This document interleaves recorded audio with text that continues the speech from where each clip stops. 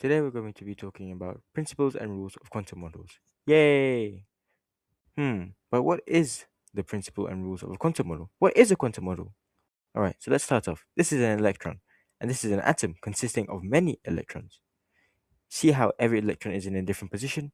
Well, every electron has its own unique identity. All of them are different. Alright, so just a quick note. This is actually the Bohr model, which is the old one. Today we're going to be discussing the quantum model, which looks a bit more like this. Just like a student has a hostel address with the village, floor, room, and bed, electrons have their own address defined by four quantum numbers. These numbers explain where electrons live, how they move, and why no two electrons can ever share the exact same state. Alright, so the first part of the address is the principal quantum number, which is also known as n. It tells us the main energy level, or shell, where the electron resides. As n increases, the orbital becomes larger, the electron is further away from the nucleus, and the energy level is higher. Think of n as the village number, village 1, village 2, or village 3. The higher n gets, the further away from the center or from the nucleus it is. Alright, now the second part of the address is the azimuthal quantum number, also known as L. This defines the shape of the orbital. L can range from 0 to n minus 1, giving us s, p, d, and f orbitals. The s orbital is spherical, the p orbital is dumbbell shaped, and the d orbital looks like a cloverleaf. This is like the floor level in a building. Each floor has a different layout. Next comes the magnetic quantum number, ml. This tells us the orientation of the orbital in space. For example, p orbitals, L equals to 1, have three orientations, px, py, and pz. It can also be written as negative 1, 0, and 1. It's like choosing which room you're in on a floor, room 1, room 2, or room 3.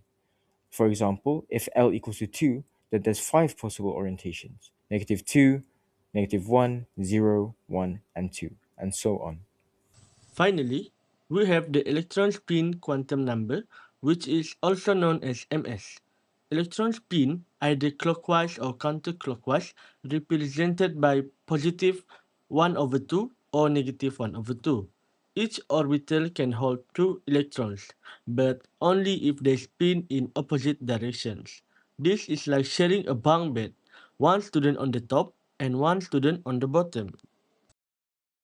Together, the four quantum numbers n, l, ml, and ms act like the complete address of an electron in an atom. The Pauli exclusion principle states that no true electron in the same atom can have the exact same set of these four quantum numbers. This means every electron must have its own unique combination.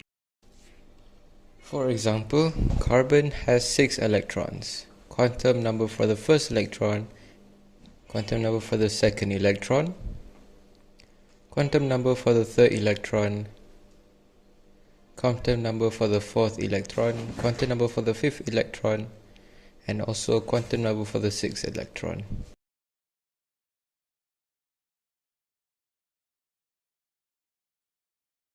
Electron configurations show how electrons are arranged in atom.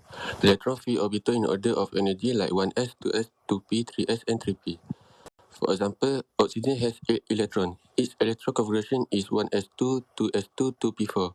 This means 2 electrons in 1s, 2 in 2s, and 4 in 2p. Here we apply the same method as before. In this case, this element is argon. Moving on to applications of quantum principles. First is periodic table trends. Second is chemical bonding.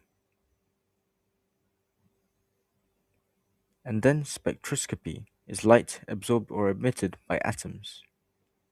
And lastly, in technology, semiconductors, lasers, and quantum computers all rely on quantum principles. From quantum numbers to electron configurations, these principles reveal the hidden order of atoms. They explain why elements behave the way they do, and how we harness that knowledge in chemistry, physics, and technology. Quantum mechanics isn't just about electrons, it's about unlocking the rules of the universe.